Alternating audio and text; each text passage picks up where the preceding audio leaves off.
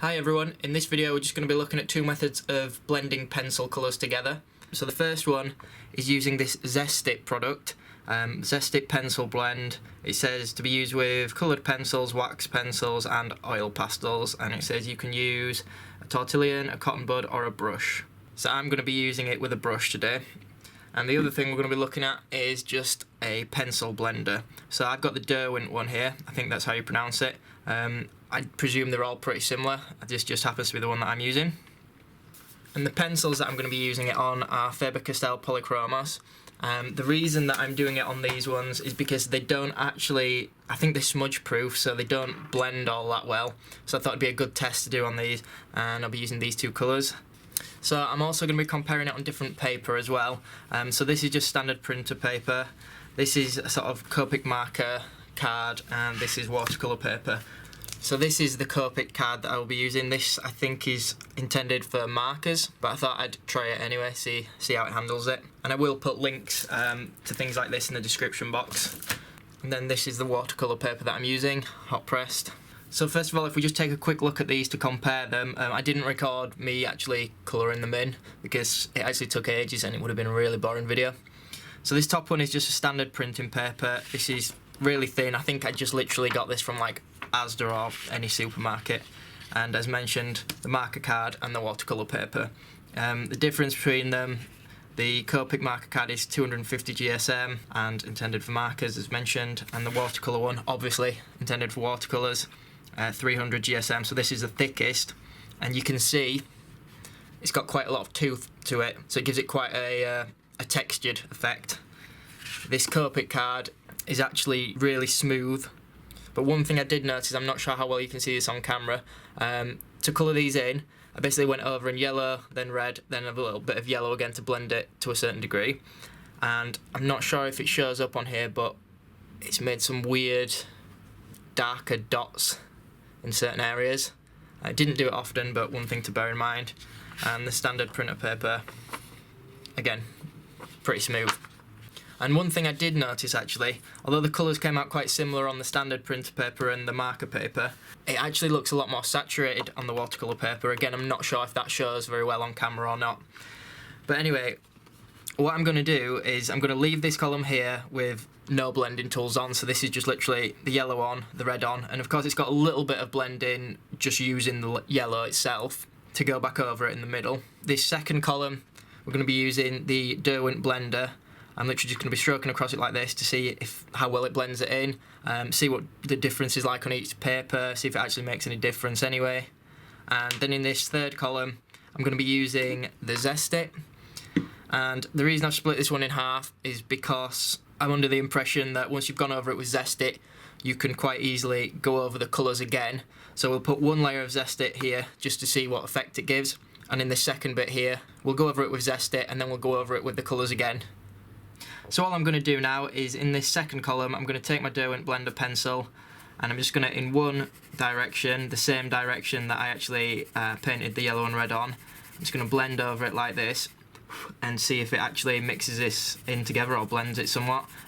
This is the first time I've actually attempted this. I have no idea if this is actually how you're supposed to use blender pencils. I'm sure someone will correct me in the comments. I don't know if you may be supposed to just do it in one direction like this, or if you're supposed to use circular motion like with markers, something like that. But we'll give it a go and we'll see if it makes any difference at all to using none. And I won't make you watch me do all three like this. I will do the other two off camera because it will be a really long and boring video if not.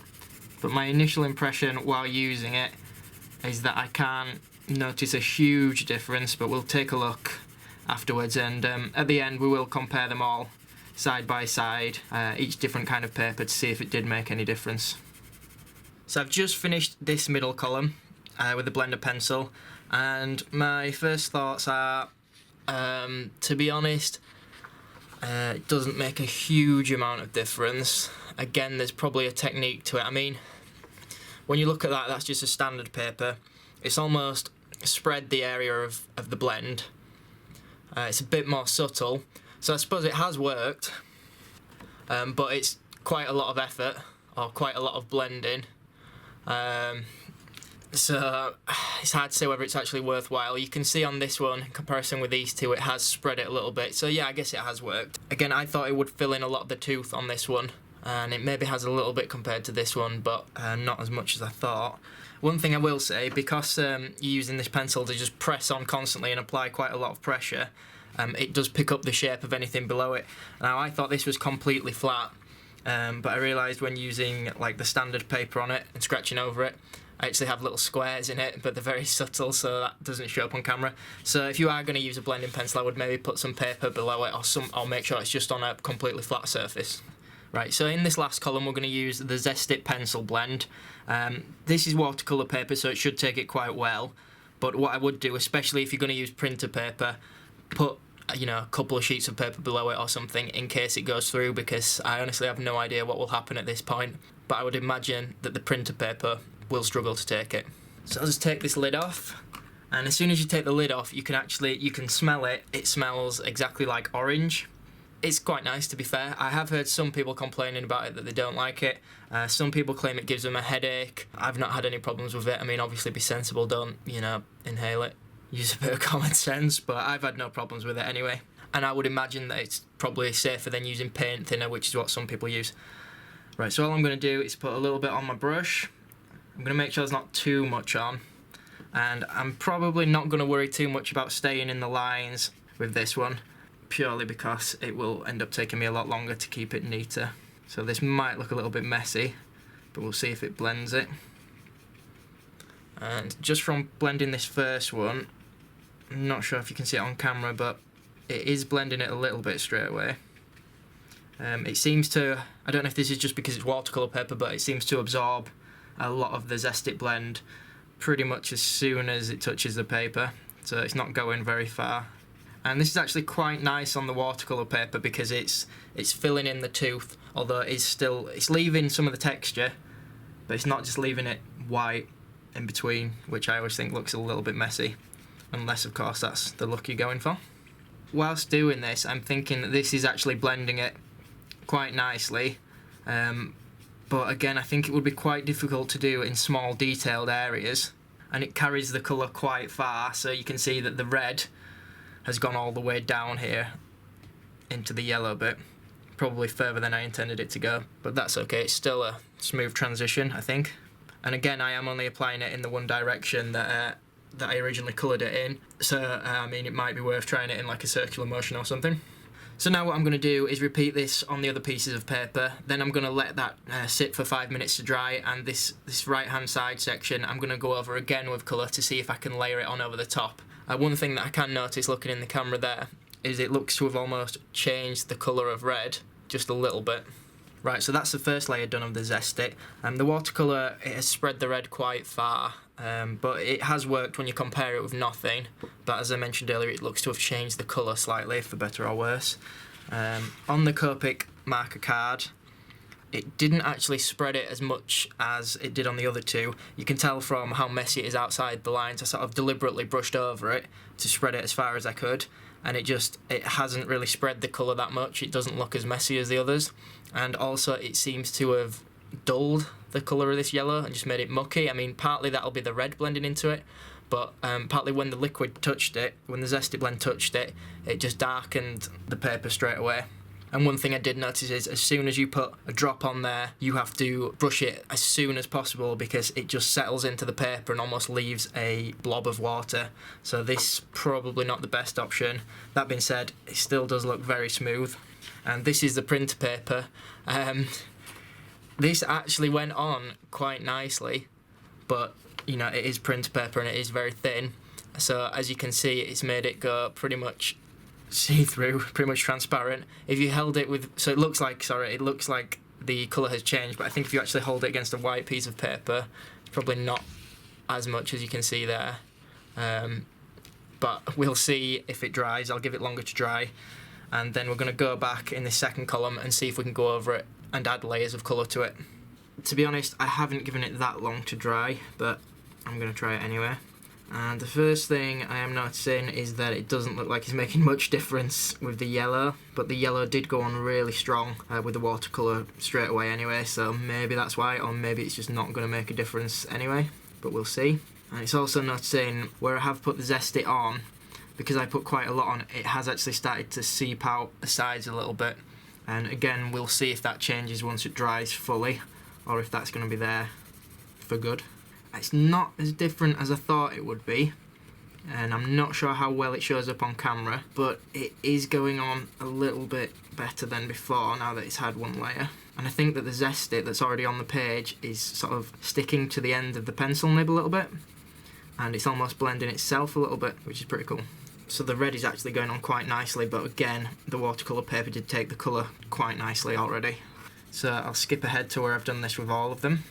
Right, so that's all three done. Gone over each one with a second layer of pencil colour.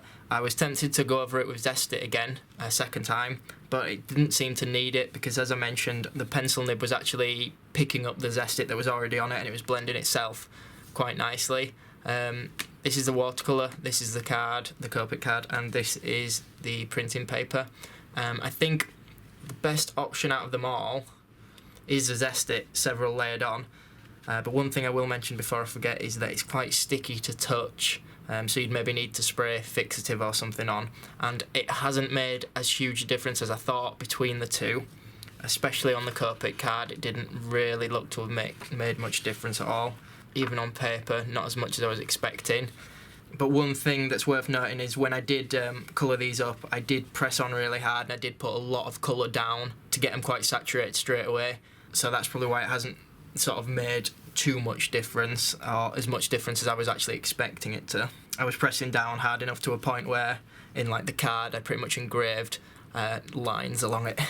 So it might be quite difficult to see them on camera. If it is, I will try upload a picture or something, but I don't really want to scan them in because, as I mentioned, it is a bit sticky where the Zest-it's been. It rubs off on your finger a bit, and I don't want that on the glass of my scanner. So I'll be completely honest and say there isn't as much difference between them all as I was expecting in terms of the three columns. The blender pencil does blend it a little bit better, as you can see. That might be worthwhile, but it does take quite a lot of time to do, and the Zest-it probably does blend it the best. But again, both of these methods would be hard to do like really detailed areas, in my opinion. And I actually think that it went on the watercolour. The watercolour paper was definitely the best when using Zest-it, and maybe even for the pencil blender, but as I mentioned, I don't really like seeing the white bit of tooth on the page, but that's personal preference, I guess. The pencil colours didn't go down as well in the first place on the card, and I would say that when using the pencil blender on it, I'm not sure if it's actually taken a little bit of the colour off as well, but again, Zest-it probably blends it the best. Whether it's worthwhile putting in all the effort to blend it from that is up to you.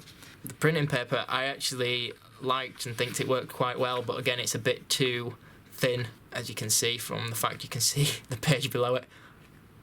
So it's a little bit too thin for Zest-it. But hopefully if you were trying to decide between getting a pencil or looking into getting Zest-it or deciding which paper to use for your pencil colours, hopefully something in this video helped a little bit. And that's it really. I hope you guys enjoyed the video or found it useful. Let me know what other kind of videos you guys want to see. Please do pop over to my DeviantArt page and give my Facebook page a like, and of course be sure to subscribe for more content. Thanks for watching.